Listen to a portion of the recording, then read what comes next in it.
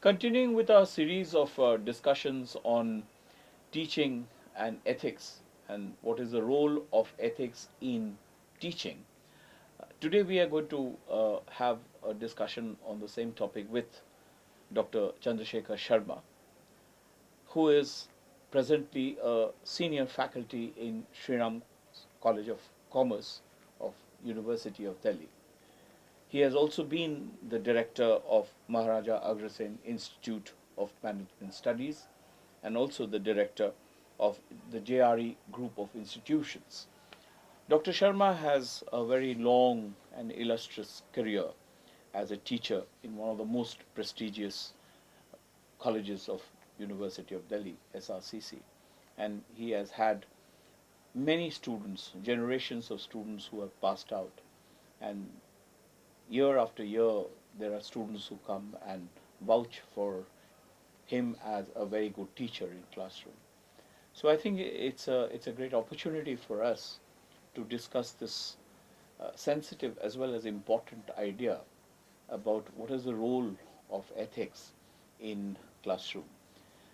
So I would begin this discussion by asking Dr. Sharma as to how does he see ethics, what he thinks is ethics in generally, and how does he see it operating within a classroom space. Dr. Samanta,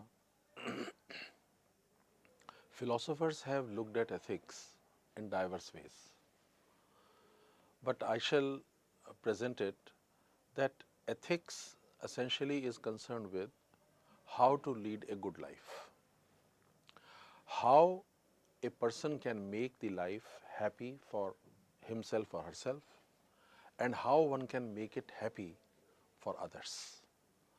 Essentially, therefore, ethics is pursuing those actions, thoughts, and desires which will lead to creation of an unfolding of values such as liberty, justice, and equality for all and everyone. Basically, it is ethics is creating an environment in which everybody is what we say, I am okay, you are okay, everybody is just okay. As far as the classroom is concerned, in the classroom we can look at ethics in different ways. One way is that we have to inculcate the values as teachers among the students, which will eventually lead our students to become ethical individuals. That is the task of inculcating the values. That is one. Second is being ethical in terms of controlling our own biases and prejudices as teachers. Because all teachers have certain background of their own, and therefore have an unconscious or subconscious programming of their own minds. Because all teachers come from a certain culture. They come from certain families which have certain values of their own, certain likes and dislikes of their own. Secondly, teachers being intellectuals, at least in the institutions of higher learning, I can say with great authority, that these intellectuals have their own ideologies, their own agendas. Sometimes the agendas can border on political agendas. So that is second level at which ethics enter into the concept of teaching, idea of teaching, whether they should be pursuing their own ideology in the classroom or not. Should they pass on their own ideological thought process to the students or not? That is an ethical question. At third level, we think of teachers pursuing ethics in their own life towards their own profession. So these are the three levels at which we can think of ethics in teaching. So let us discuss these one by one. let us first talk of inculcating the values, inculcating ethical values among the students. Right. How can this be accomplished? How can this be taught? And this problem will arise more in front of the teachers who are teaching very technical subjects such as science, mathematics, statistics, accounting, Yes, it's easier in finance. social sciences. It is easier in social sciences. How to do that? I think that this particular idea can be implemented by the teachers if they are conscious of this fact that not only do they have to impart the concepts, skills and applications relating to their technical subjects, but also they have a commitment, they have a need, they have a responsibility to develop the students as citizens, as good individuals.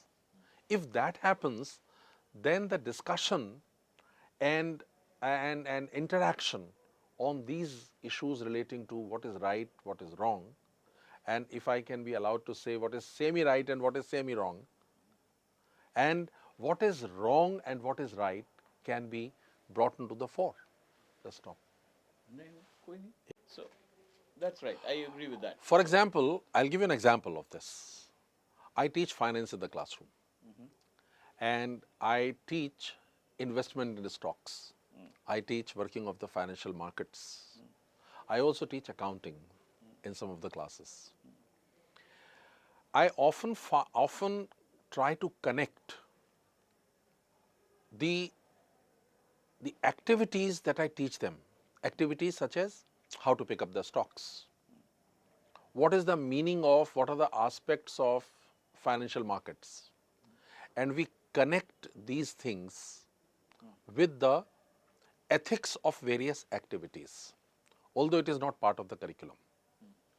But by doing this, I have found that students ask questions, they become inquisitive about, and they become curious about the ethicality of all that is involved in financial activities as financial investor as well as a student of financial structure.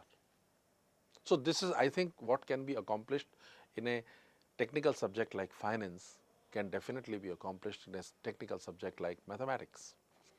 I teach statistics also, and in a statistics subject also we bring in these issues of ethicality.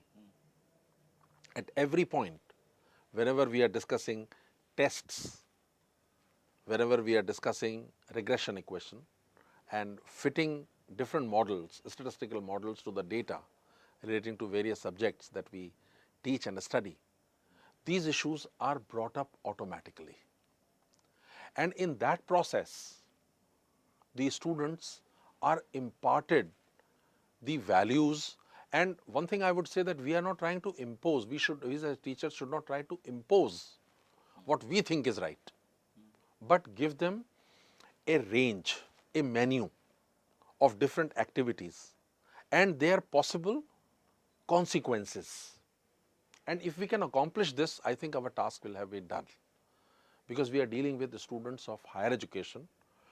We are assume that our students have sufficient intelligence, sufficient understanding, sufficient amount of information and sufficient ability to remove the wheat from the chaff.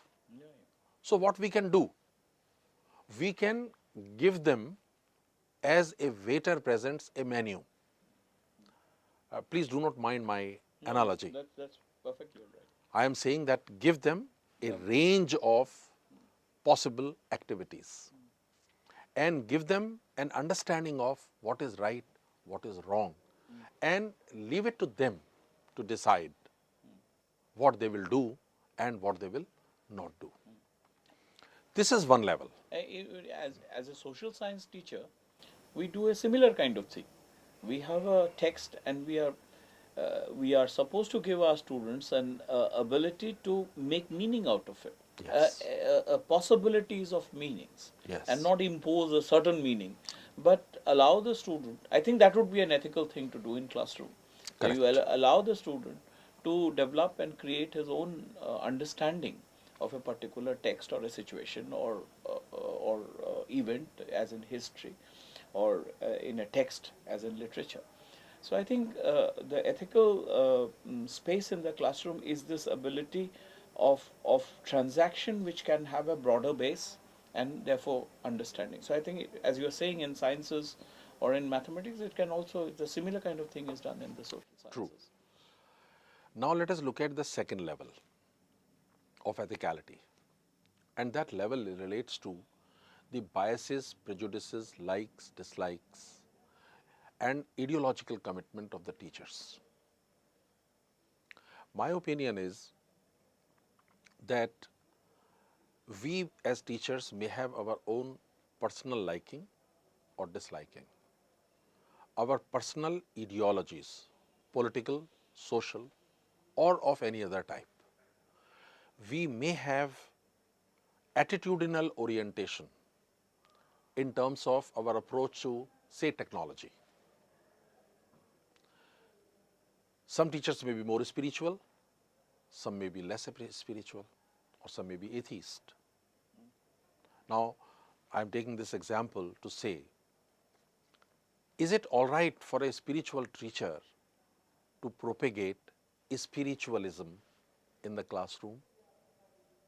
Or is it all right for an atheist teacher to propagate in the classroom that there is no God? Or for an agnostic to present this idea in the classroom that there may be God, there may not be God? I am just asking this question as an illustration. We are humans as teachers. These biases will reflect in our discourses, in our conversations, in our discussions. But in my opinion, when we are in the classroom as teachers, we should be conscious of the fact of what we are doing. Are we trying to propagate our own individual ideas? If we cannot help propagate the idea that we like, if we cannot help as if we have some obsessive compulsive commitment to ourselves, that we have to present the ideas that we are committed to our students, and we feel, some of the teachers feel, that they are not complete until they have done that particular thing. In that case, I would say, if you must do this, then you must also present the other side of the picture also. As teachers, ethical practice would be that the entire spectrum of the thought process is presented. If you are talking of spirituality, or if you are talking of spiritual people are better than the non-spiritual people, then at the same time, you must also present before the students how atheists can be superior to spiritual people, though for the sake of it. Idea is not to condition the students in accordance with our own liking or disliking. The ethical standard would be that I give the student the entire range of knowledge, different shades and colors of different thought processes, ideas, ideologies, commitments, biases, prejudices, and let the students decide on their own. Let us respect their individuality. I understand very often the students are vulnerable at one level. Vulnerable in the sense that they do not have many ideas to evaluate. They are raw. Sometimes they are exposed to certain ideas for the first time. And therefore, there are a fertile ground for conditioning. Now, this is one aspect that we as teachers must take care of. Are we unconsciously or consciously taking advantage of this vulnerability of theirs, that they do not have any idea or knowledge about a particular idea, ideology, bias, or prejudice? And if we know that they don't have that idea, And we take advantage of that. We should not take advantage of that. That's an ethical position. Yeah, This it's is an the ethical ethics. question. Yes. Second question, at second level, that must be taken care of. But this brings me to a very interesting thing. You know, for example, if I think of Plato as one of the best teachers, who had a set of students, so to say, you know, what I mean is Socrates and his students, which included Plato. The dialectics of that questioning and answering was taking them to a certain understanding of an idea, right? So much so that the society felt that what Socrates was doing was detrimental to the society. Therefore, he was given a cup of poison, and he was, he was sentenced to death, so to say. This often happens. Teachers do teach with a certain idea which he wants a student to go towards, and for him that idea is a grand idea. It's the idea sometimes. So I think what the question you are raising is that how do you negotiate this? I mean, for example, one of the greatest teachers, according to Vivekananda, was his teacher Ramakrishna, but he was also moving towards a certain. He was galvanizing his disciples towards something. So the teacher-disciple relationship, how democratic that relationship is or can be, is a question. I think there is no contradiction between what I have stated and what you are saying. The contradiction is more superficial. I'll give you the reason why. I have said that when a student is vulnerable, when a student does not know, when a student is not already enlightened enough, and we take advantage of the vulnerability of the student. When you are talking of the dialogues of Socrates or of discussion of Vivekananda with Swami with Ramakrishna Ramakrishna Paramhans, the students of both Paramhans and Socrates were matured people. Yeah, that's true. They were not taking advantage of their vulnerability. I agree. So there is no ethical question. At such a point of time, as teachers, we can definitely argue strongly in favor of what our ideology is and convince the other person. It is perfectly fine. The other person is matured enough to accept it or reject it. But if the student is vulnerable, then in that case, it should not be done. We should not take advantage of the position of being a teacher.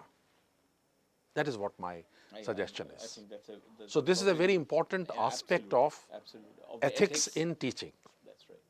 And third thing is, ethicality in teaching involves that we as teachers should be ethical to the maximum possible extent, because very often we are role models. Students look upon us, society looks upon us as intellectuals, society looks upon teachers as guides, philosophers, mentors. By virtue of this visualization of the teachers, it is very necessary that teachers should be ethical. And they can be ethical, they should be ethical in terms of, again, fighting their own biases. Number one, for example, we should be meeting our classes regularly. We give a value by action also. For example, if the teacher is always on the time, just always on the time, you are communicating a value to the students regarding the value of time. Punctuality. Yeah, Punctuality. that's true. While evaluating the students or appreciating or depreciating the students in the discussions, again, there should be no bias. And as I say, that there should not even be a statement from the teacher which could be remotely considered, which could even remotely be considered biased statement. whether it is bias in favor or against gender or religion or caste or creed or anything. That is there. And fourth thing, very important thing, in the institutions of higher education, particularly up to the graduate level, we can expect that students will behave like young rebels. So we can expect shocking behavior from them. As teachers, we should expect shocking behavior from the students, which might often be unacceptable to us. And in such moments, it is very much required that we rise above own sense of self and sense of ego, and not use such incidents of shocking behavior against the students in their evaluation, particularly inter-evaluation. This is what my feeling is, that when we are talking of ethics in teaching, then teachers will have to be more large-hearted than we expect the people normally to be, in terms of absorbing the shocking behavior and sometimes even the deviant behavior, and please permit me to say, sometimes even the disrespectful behavior. This generosity has to be displayed by us and absorb the shocking behavior of the students. Now here comes the question, why should we do that? Why should we expect shocking behavior from the students in the institutions of higher learning? Why should we? Now this leads us to another question. And the question is the discipline in the classroom. I was just going to ask you that. Then it becomes an important issue. Discipline itself. Discipline in the classroom. It becomes a way. So I would say one thing, why should we be large-hearted?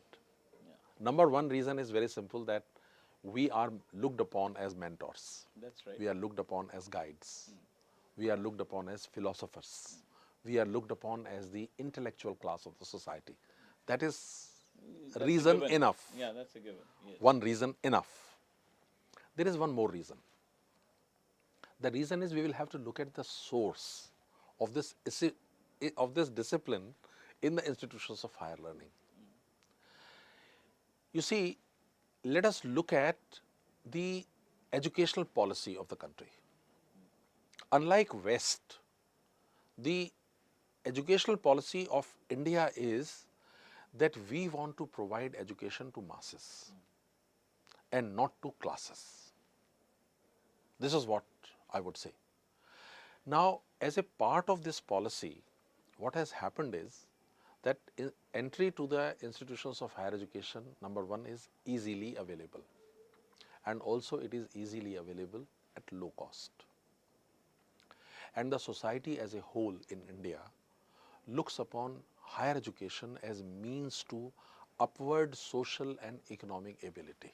That's right. People would be able to improve their social status, people would be able to improve their economic status if they are able to take admission in institutions of higher learning and then get a degree also. Now, when the stance of the society is that higher education is for masses and is to be given to the masses and it is not to be reserved only for the classes, then we as teachers have the responsibility of implementing this particular policy. Now, what happens that when higher education is easily accessible both in terms of availability of seats as well as in terms of costs, then some students will come into the system who would not be entering the institutions of higher learning purely for realizing their potential, purely for learning and improving their applications, skills, concepts to be able to earn better or lead better lives. Some of the students, a small minority of students, will definitely come who are there just because parents have asked them to come, for example, or just because they want to delay their process of job search, or maybe because sometimes, as students have told me over time, that they want to delay their marriage. So they are in the institution of higher learning. So such students, girl students, bad boys students, a small minority of such students do not have interest of being in the classroom, and they sometimes create indiscipline. And what happens is that when the indiscipline is created, then attention goes to the indiscipline rather than to the discipline. Indiscipline is created by 2 students and there are 40 students sitting in the class. 38 students are well disciplined, well behaved, doing everything as we want them to, as they should be behaving, but 2 students are not behaving properly. The entire attention is consumed by those 2 rather than the 38. So here it is, I would say that ethicality of the behavior of the teacher is not to focus on the 2, but to focus on the 38. I understand it is difficult in the classroom, but the student, the teacher here will have to act in that manner if the teacher is behaving in an ethical manner.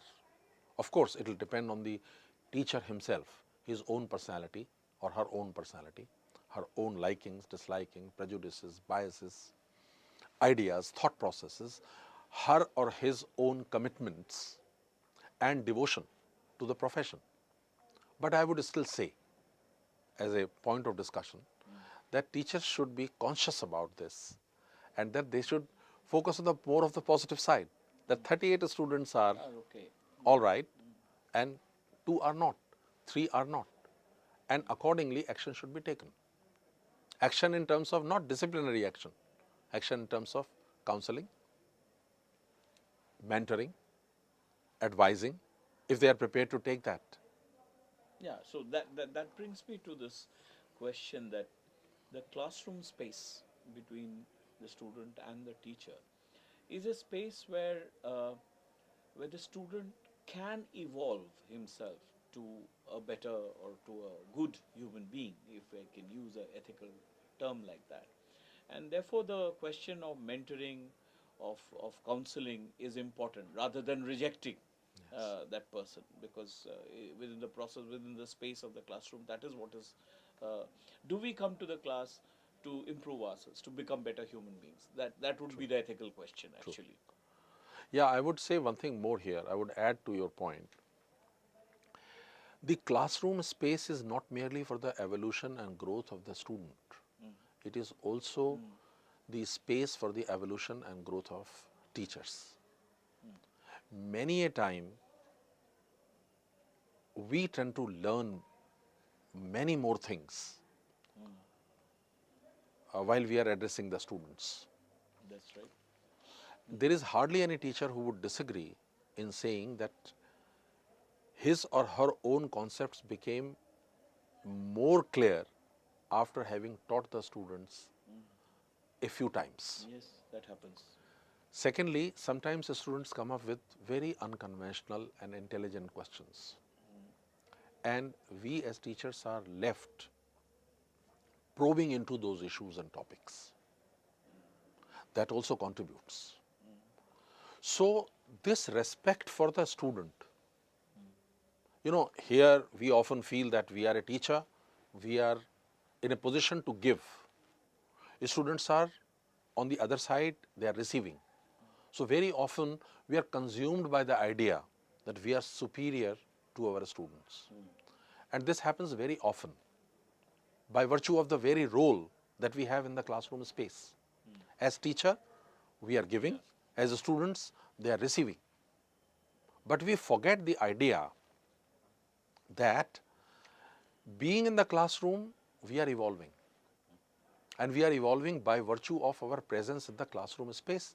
And therefore, an indirect and direct contribution is being made by the students for our evolution and growth. So the student can also be the teacher in a process. In that particular process. So I would say that when we talk of ethics in teaching, an important aspect of this ethics is that we should be respecting our student. Not merely expecting respect from the student, but we go beyond this, that we extend respect to the student for being who he is and for making us what we are. So this particular aspect is often ignored. And if this aspect is also considered by the teachers in their teaching process, then I think the goal of creating superior ethics in the teaching profession at large will have been achieved. Thank you, Dr. Sharma, for this very interesting discussion we had on how ethics works within a classroom, and some of the points, some of the issues that you've raised are very valuable, and I think both as a teacher as well as a continuing student, as you just said, there were many things that one learnt while talking to you. Thank you, Dr. Sharma. Thank you very much.